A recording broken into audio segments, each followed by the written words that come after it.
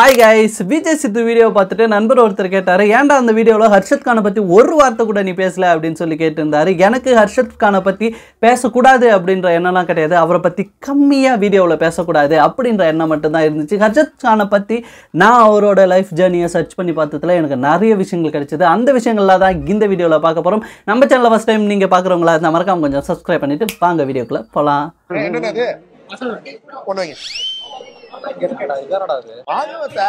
ஹர்ஷத் கானை நம்ம எல்லாரும் பார்த்தாலே தெரிஞ்சிருக்கோம். அவர் ஒரு ஜாலியான பர்சன் அப்படின்னு சொல்லிட்டு சித்து அண்ணா நிறைய அவரை கலாச்சிக்கிட்டே இருப்பாரு. அவரை பார்க்கும்போதே தெரியும் ஒரு ஏதோ படிக்கல போல லாஸ்ட் பெஞ்செல்லாம் உட்கார்ந்து இருப்பாரு அப்படின்ற மாதிரி தான் ஹர்ஷத் கானோட தோற்றம் இருக்கும். ஆனால் அதை தவிர்த்து பார்த்தீங்கன்னா Harshad Khan 10th 12th higher mark எடுத்து கோல்டு மெடலிஸ்டாக இருந்திருக்காரு. அவரோட 12th மார்க் எவ்வளோனா 1149 மார்க். அவருக்கு அண்ணா யூனிவர்சிட்டியில் சிவில் இன்ஜினியரிங் ஃப்ரீ கோட்டாவில் கிடைச்சிருக்கு.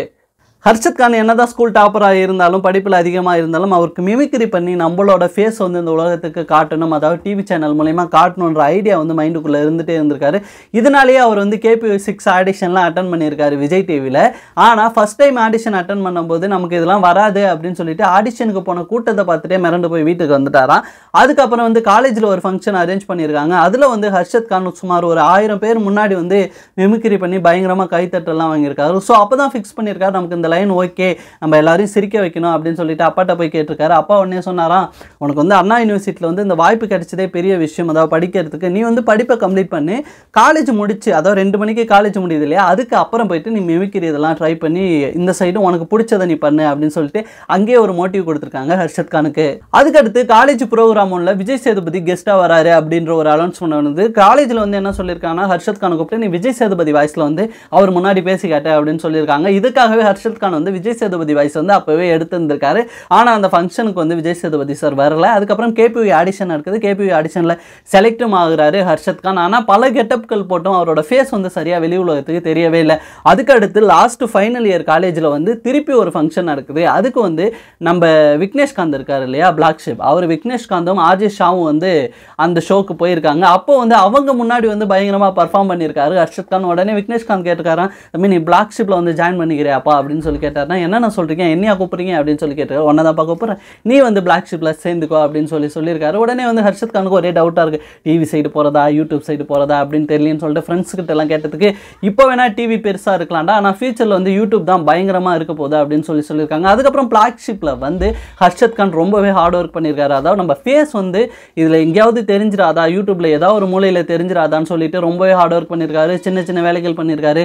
கேமரா எடுத்துகிட்டு போகிறான், யாராவது ஆர்டிஸ்ட் வரலன்னா அவங்கள போய் கூட்டு வர்றது, இது மாதிரியான ஒர்க்லாம் நிறைய பார்த்துருக்காரு நம்ம ஹர்ஷத் கான். அப்போதான் ஃபன் பண்ணுறோம் அப்படின்ற எபிசோடு வந்து பயங்கரமாக ஹிட் ஆகிட்டு இருக்கு. விஜய் சித்து அண்ணா பண்ணிட்டு இருப்பாரு. அதில் ஒரு நாள் ஒரு ஆர்டிஸ்ட் வந்து வராமல் போயிருந்திருக்காங்க. உடனே விஜய் சித்து அண்ணா என்ன பண்ணிட்டாரா, சரி என்னடா பண்ணுறது, இன்னைக்கு வந்து கான்செப்டே ஒன்றுமே இல்லையேன்னு குழம்பி போய் உட்காந்துருக்கும் போது அப்போ ஹர்ஷத் கானை பார்த்துட்டு KPV பிராங்க்னு ஏதாவது பண்ணு, உனக்கு ஏதாவது வருமானு கேட்டிருக்காரு. இது மாதிரி எனக்கு 2 மிமிக்ரி வாய்ஸ் வரும், நான் சத்யராஜ் வாய்ஸ்லாம் வரும் அப்படின்னதும் உடனே வந்து சரி நீ அதிகம் பண்ணுறா அப்படின்னு சொல்லிட்டு அந்த ஷோவில் வந்து பண்ணார். ஃபர்ஸ்ட் ஷோ ஹர்ஷத் கான் பண்ணுறாரு ஃபன் பண்ணுறோம்ல, அதாவது பாகு பாகு பாகு அப்படின்னு சொல்லிட்டு அந்த மாடுலேஷன் இருக்கும். அது வந்து செம்ம வைரலாக போச்சு. அதுக்கப்புறம் விஜய் சித்து அண்ணா ஹர்ஷத் கானை விடவே இல்லை, ஒவ்வொரு எபிசோடாக வச்சுட்டு இருந்தாலும் இப்போ தனியாக வந்து விஜய் சித்து விளாக்ஸ் அப்படின்னு ஒன்று ஆரம்பித்து அதில் 2 பேர் பயங்கரமாக போயிட்டு இருக்காங்க. 2 பேரும் பார்த்தாலே நமக்கு என்ன தோணும், கவுண்டமணி செந்தில் திருப்பி கிடச்சிட்டாங்களா அப்படின்ற மாதிரி தான் தோணும். பயங்கர ஸ்ட்ரெஸ் பஸ்டராக இருந்துட்டு இருப்பாங்க. நீங்கள் ஒன்று நல்லா நோட் பண்ணிங்கன்னா தெரியும் ஹர்ஷத் கானை பற்றி, அவர் எல்லா எபிசோட்லேயும் ஒரு கெட்டப்பில் வந்திருப்பார். ஒரு எபிசோடில் மொட்டை அடிச்சிருப்பார், ஒரு எபிசோடில் பாதியாக மூடி வச்சிருப்பாரு, ஒன்றில் சட்டை போடாமல் இருந்திருப்பார், இன்னொன்றில் என்ன பண்ணியிருப்பாருன்னா காமெடி வராத மாதிரி நடிச்சிருப்பாரு, ஒன்றில் நல்லா காமெடி பண்ணியிருப்பார். இப்படி ஒவ்வொரு கண்டென்ட்டுக்காக அவர் எவ்வளோ கஷ்டப்படுறாருன்னு அவருக்கு மட்டும்தான் தெரியும். ஸோ வந்து ஹர்ஷத் கான் வந்து இந்த வாய்ப்பு கிடைக்கிற வரையிலும் அவரோட படிப்பை விடவே இல்லை. அதாவது அண்ணா யூனிவர்சிட்டியில் கோல்டு மெடலிஸ்ட் சிவில் இன்ஜினியரிங்கில் ஃபஸ்ட் கிளாஸில் பாஸ் பண்ணிட்டு வெளியில் வந்தவர் தான் நம்மளோட ஹர்ஷத் கான். இந்த வீடியோ கண்டிப்பாக 2K கிட்ஸ் எல்லாருக்கும் ஒரு மோட்டிவேஷனான வீடியோவாக இருக்கும்னு நான் நம்புகிறேன். உங்களுக்கு என்ன வருமோ, உங்களுக்கு என்ன தெரியுமோ அதை வந்து தொடர்ந்து பண்ணிகிட்டே இருங்க. ஒரு நாள் கண்டிப்பாக மக்களால் கவனிக்கப்படுவீங்க அப்படின்ற நம்பிக்கை எனக்கும் இருக்குது. ஸோ நம்ம சேனல் ஃபஸ்ட் டைம் பார்க்குறவங்களா நீங்கள் மறக்காமல் கொஞ்சம் சப்ஸ்கிரைப் பண்ணிடுங்க ஃப்ரெண்ட்ஸ்.